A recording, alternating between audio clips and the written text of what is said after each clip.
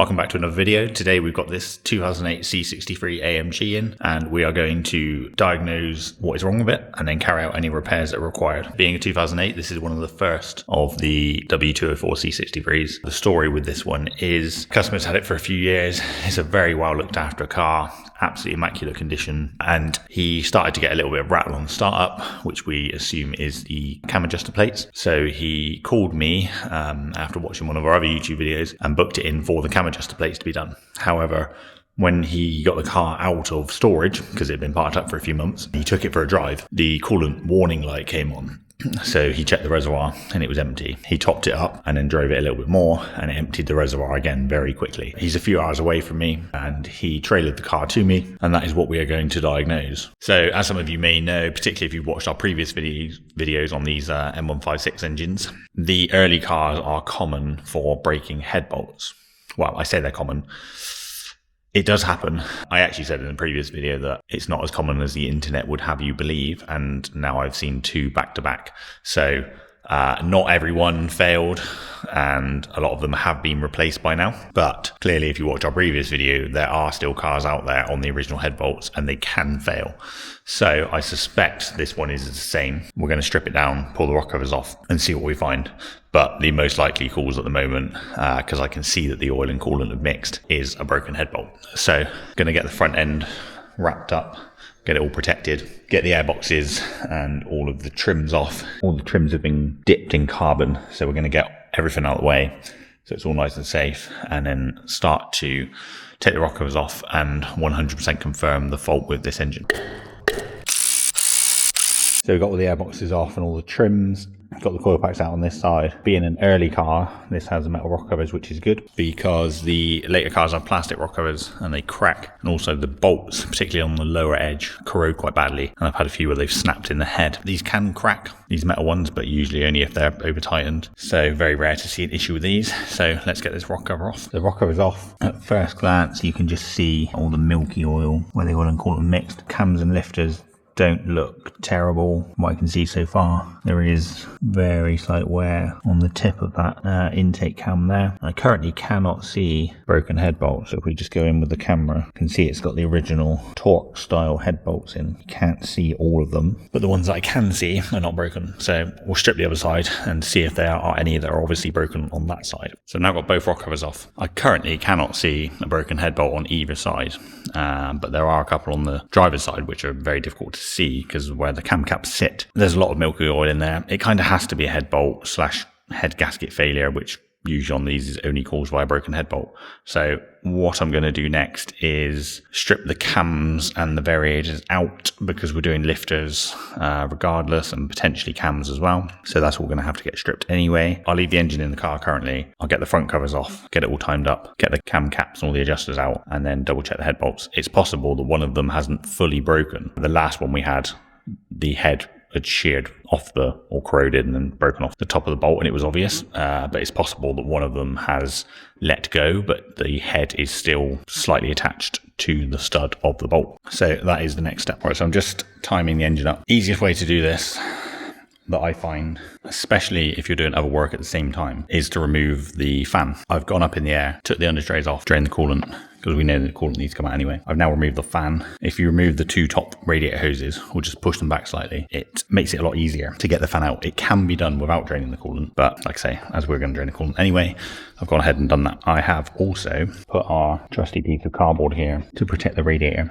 purely because it's very easy whilst you're working down the front of the engine to accidentally slip, damage the radiator. Also took this small coolant hose here that goes into the front of the thermostat. These pieces are this piece here, they're very, very weak. They're about 2 or 3 inches long and they stick out of the thermostat. So again, very easy to knock that and then break it whilst you're working on the front of the engine. So you need to be careful of that. Now I'm going to take the belt off because we're going to do belt and pulleys. So if you take the belt off and then if you take this idler pulley off, it makes it a lot easier to see the timing mark on the crank pulley. So we'll get that done now and we'll get it all timed up and get the locking tools in. Nope.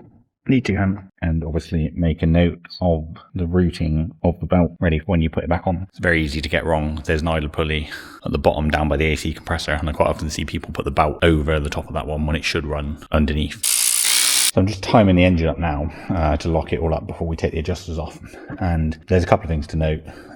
There's a mark on the crank pulley, so you turn it until you're 40 degrees after TDC. You can be 360 degrees out. So if you set it to that mark and your timing tools won't fit, particularly the one that goes in the back of the cam, which is this one, if they won't fit in the back of the cam, then chances are you're 360 degrees out on the crank, because the slot in the backs of the cams that bar sits into is not in the middle of the cam, it's slightly offset. So it needs to be towards the top of the cam. If you're 360 degrees out on the crank, the slot that it sits into will sit towards the bottom of the cam, and you won't be able to get that bar in. I've taken spark plugs out to make it easier to turn over with no compression. It can be quite tricky to get the crank exactly on the mark without going past it, but it's much easier with no spark plugs in.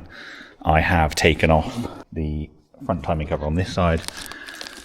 Always a good idea to put a rag or a piece of cloth here above the alternator, because when you take this front cover off, it dumps a load of oil straight onto the alternator, which is not ideal. Disconnected the wiring, marked the plugs.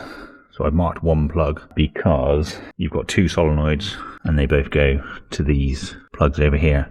The plugs are both the same, so you can mix them up. Although the wire length is the same, but their position is slightly different, so one of them runs further than the other. It is possible to mix them up. I've seen it done before, and it will give you fault codes. So always a good idea to mark one of them, or even both with different colours if you want to, and then saves you mixing them up when you put it back together. So front timing cover off, we can see the adjuster now. It's important to check these rings on the front here, make sure they're not broken, make sure they're all still in place. Make sure your two little dowels for the front cover are in here or in the cover, make sure you don't lose them. We'll get the other side stripped. You can see now where I've moved the power steering reservoir. This is the thermostat and this is the plastic piece that I spoke about earlier, which is very easy to break off from the side of the thermostat. And if that happens, then you will need to replace that complete thermostat unit. These are the idler pulleys. That one's a bit noisy. So these are common for failing and then shredding the belt, so they're all going to get replaced. Crank is timed up.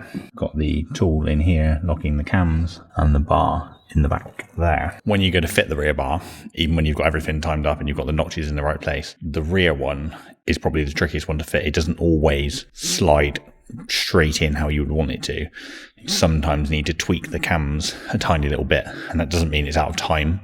It's just a little bit of play in everything, no oil pressure in the tensioner, that kind of thing. One way to do it, use the 18 on here, this tool in here, so you're going to get very little movement out of it. But if I get the bar that needs to go down the back here, I mean this side's a bit more difficult anyway because there's a bit more stuff in the way. You can see one side, this side sticks out slightly further than that side, so you've got to look at the end of the cams, and that is actually the way that it goes. The exhaust cam is slightly shorter, so then you're going to put that in there, feed it in under that loom, and it sits flat across the head. As you can see, it won't just snap in straight away, so this is going to be a bit of a juggle. But if I leave the camera there, keep pressure on that bar so it doesn't slide out, and then I'm just going to go on the front with that spanner. I'm just going to tweak the cam ever so slightly, and yeah, there's one. I think that is the second one. They're both in now, so you just need to put a little bit of pressure on the cam one way or the other depending on which way it's out, and because it will just be a tiniest fraction off, and you can use that 18 on the front, or you can use a 27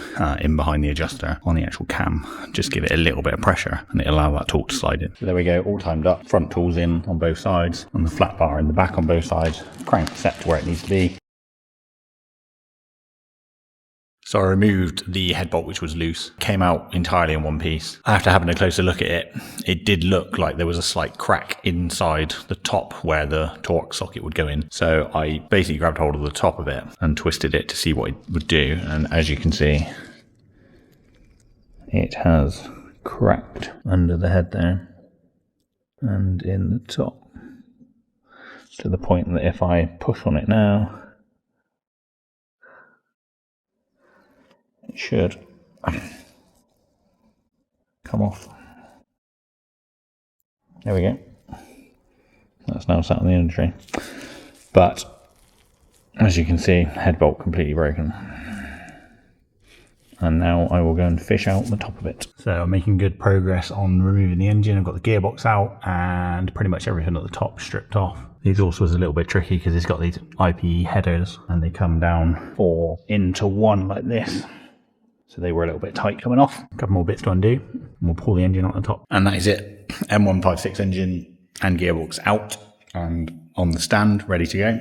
So the next step with this is we're going to strip it down. We know we need to get both cylinder heads off. So we'll get those off and send them to our local engineering company, same as we did with the last one. They will skim them and reseat the valves, new stem seals, clean them up. So they'll come back to us immaculate, ready to go on. We're then going to have a chat with the customer, see what he wants to do in regards to cam adjuster plates, cams, lifters, PCV valve injectors, all those kind of things. I believe a couple of those items have been done recently, but he definitely wants to do cams and cam adjusters and lifters as a minimum. We just need to decide how far we're going to go with it. And obviously there's a few options on cams, there's a few options on lifters, and also the cam adjuster plates from 63 Motorsports. You can either buy just the rear locking plate, or you can buy a more comprehensive kit. So we'll have a chat about that. I'm going to go around and take a load of photos of the engine, just noting all the wiring, routing, and where all the pipe work goes. Although I've done loads of these, it's always a good idea to just take as many pictures as you can, because it might be a little while until it goes back together. I put the rock covers back on just to stop any dirt and debris getting in there. I have got passenger side exhaust manifold off, power steering pump, and the starter motor. Only reason for doing that was because I needed to take the starter motor out to be able to mount it on the stand. So I will continue to strip the other side. So the car itself is back together as much as it needs to be. I just need to put the wheels on, but I've secured up the prop shaft and any loose pipe work and wiring, refitted the power steering pump, and connected the pipes up just so that it doesn't dump power steering fluid on the floor when I move the car. The benefit of doing it this way and dropping the gearbox out the bottom and then pulling the engine out the top is that I can still move the car. You can lower the engine, gearbox and subframe all in one go, but it means the car will be stuck on the ramp until the job is completed. I've only got 2 ramps. I've currently got a CL600 sat on that ramp doing ABC hydraulic suspension pipes, so I can't lose this ramp as well. Shortly, I'll move the engine out of the way, get the wheels back on the car, get the car put into my spare safe space over there so it'll stay inside, and then get on with stripping the heads. So if you've enjoyed this video, don't forget to like and subscribe, and check back soon for part 2 where we will be stripping down this M156 engine.